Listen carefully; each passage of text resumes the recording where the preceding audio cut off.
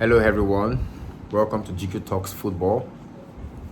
Today we have a couple of information, a couple of news, and today also you have your preview for the Chelsea and Newcastle game. Apologies guys, you just have to be patient with me. I'm still working on trying to get the gadgets for editing so that you can have visuals, videos, and pictures. So just kindly be patient with me for a little while. So for those who are new here, please kindly like, share, and subscribe. Thank you so much. So we'll go right into today's information. Captain Reece James has signed a new deal. Yeah, surprisingly so. As a Chelsea fan, a very good one. But in terms of his career-wise, I would say, bruv, are you making the right decision? Because under this ownership right now, I wouldn't be surprised if at the end of the season, we have players leaving Chelsea. Most especially if we do not qualify for the Champions League. It is almost certain players would leave. So I'm surprised that Reece James actually signed a new deal, 6 years deal, a deal that will see him through till 2032. Funny enough, Lauren James, the sister of Reece James, also signed a new deal that will see her at the female football club till 2030. I think this is just PR. They're only trying to quieten the crowd, especially after our disaster performance with PSG. I think it's PR. The timing is just so impeccable that they just want the whole fan base to just maintain quietude. We ain't forgetting that disaster of a game. We're not forgetting that. Personally, yeah, I'm happy with James signing a new deal, but then the caveat here is with James actually agreeing to a pay cut? Because this is his first deal with this current ownership. Reece James is currently on 250k per week. But right now, with the writing from Matt Law and the other, journalists saying that Reece James has agreed to the sensitized, what's it called, wage bill that the renew ownership is on. So that means Reece James' salary has dropped. I guess probably 200k. Can't go less than 200k. But with what they're writing, they're saying that being that it's insensitivized payments, he would be earning more if his game improves on the pitch of play. And Reece James is one of our best players, for crying out loud. So that means if he keeps up with the performance and even more, he's going to earn more than 250 that he was earning. But the basic salary obviously has come down. So congratulations to Reece James. I think that guy actually bleeds blue. He said he has been at the club 20 years plus. He's looking forward to winning more trophies, that he believes in this ownership and their project. We should back them up and all those stuff. Those are just PR, The timing was just too impeccable. We should support and then back the new ownership, that he believes in the directors, the coaches, the staffs, and everything, and so on and so forth, Well, congratulations with James. As a Chelsea fan, we love you. We appreciate you. We are signing a new deal that will see you through to 2032. That's a good one, yeah? But career-wise, I don't know. Who knows? Football is a crazy sport. Next tomorrow, we can just say we're having the Abibis trying to buy Chelsea. We can have the Arab money coming to take over from Chelsea. Who knows? Chelsea is a team, a club that win trophies. Things can change. Things can just take, a spin over, a turnaround. Like, who knows? Just barely 2 weeks ago, things seem okay. But right now, we're hearing bombing here and here. Iran, Israel, America. Now, Lebanese is being affected. We hear this country, Turkey, Qatar, and the rest, intercepting missiles and other stuff. It's a crazy world really out there. Anyways, back to the football. Congratulations, Reece James. Congratulations, Lauren James. We love you guys. Yeah. So, to the preview. Chelsea versus Newcastle. this feature is always a tricky feature, you know. Newcastle, I would not lie. Personally, I'm usually scared of those guys. The way they play whenever they're playing against Chelsea, it's as if they let out the cat out of the basket. Those guys, they come at us with everything they've got. But the tricky thing here is that they've expended so much energy playing against Barcelona during the week. Yeah, Chelsea too played. I don't want to remember that match. It's a very sad thing. So Chelsea also played, but they gave it their all. They drew that match. Just, I think they were the only English team that actually played well during the Champions League and round of this week. Other English team, Tottenham, Liverpool, Man City, Chelsea, even Arsenal. Arsenal were lucky to get away with a draw. So Newcastle, I don't know if they're going to carry out an heavy rotation.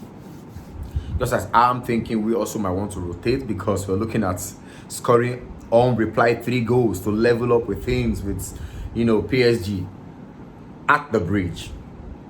Yeah, we're going to score goals. Chelsea will score goals, but are we not going to concede? I don't think so. With this current defense that we have, nah, not a chance. Smaller pitch, and PSG likes to play, close football. We put ourselves in this mess, really. We put ourselves in this mess because if we had even allowed the game, probably ended at 2-2 draw, or maybe just even 3-2. Yeah, coming back to the bridge or something, but 3-goal deficit. For me, I think we're out of the Champions League unless a miracle happens, really. But I know we would score, but that PSG would not score. That's a long shot. That's a long shot. So the Newcastle, I think they might also want to rotate because I want to believe they see Barcelona to be there for the taking, because Barcelona weren't actually spectacular as well. And then we ourselves, we defeated Barcelona, during the stages. So I believe Newcastle is looking at an opportunity to get into the quarterfinals. So maybe they might want to rotate. I don't know, but irrespective, I also won't see Charity FC coming for today.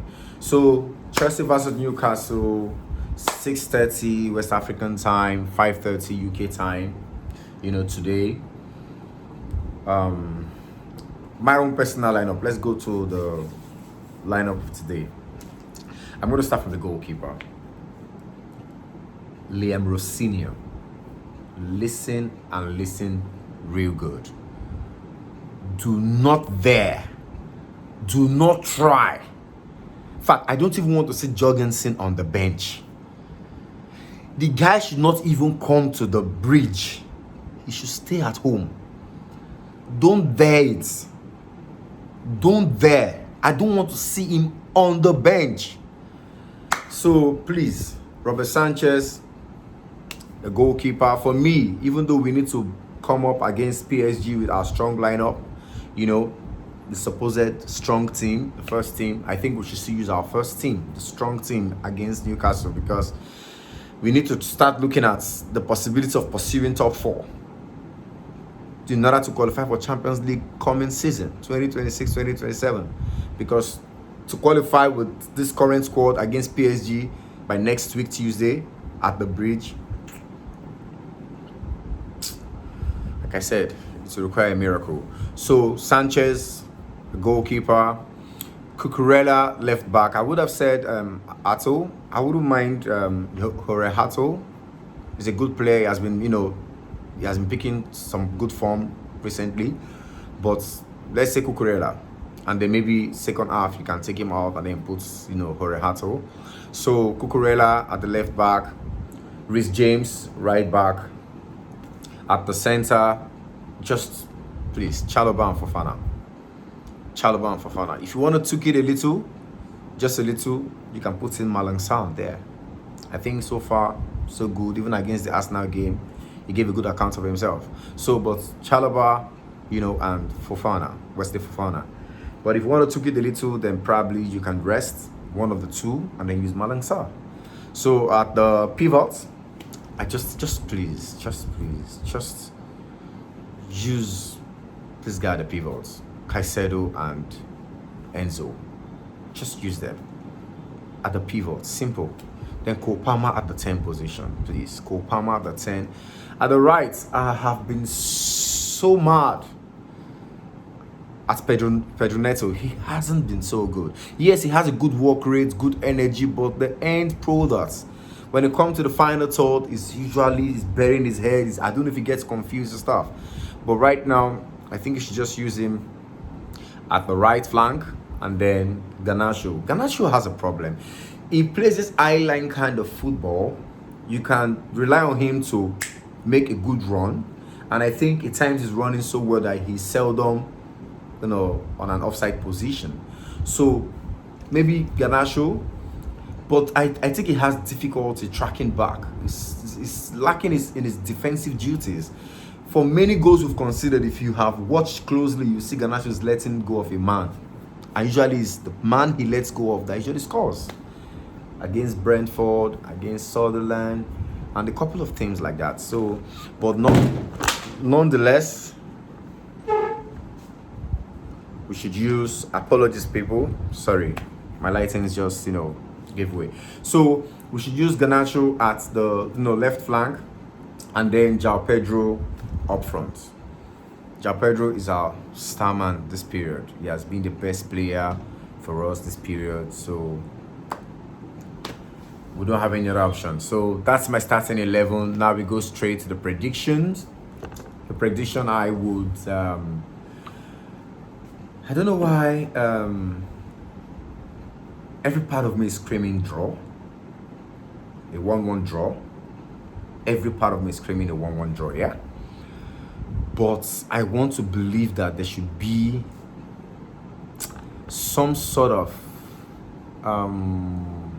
a comeback, basically. Like, the team has something to prove. After that devastating game we played against PSG, the team should show up. They should do something, really. They should, actually. They should.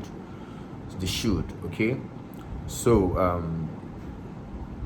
maybe on that premise, I would say a 2-1 win. Chelsea 2, Newcastle 1. So, thank you so much. That's the update for today. And that's the lineup, my predicted lineup. I'll be surprised if Liam Rosinio comes up with something different. So that's my lineup for today, and that's my prediction. Until next time, thank you for watching. Please click on the like button, share, and subscribe. Same GQ Talks Football on Instagram, on TikTok, and on WhatsApp channel. Thank you so much. Until next time, peace out. Bye.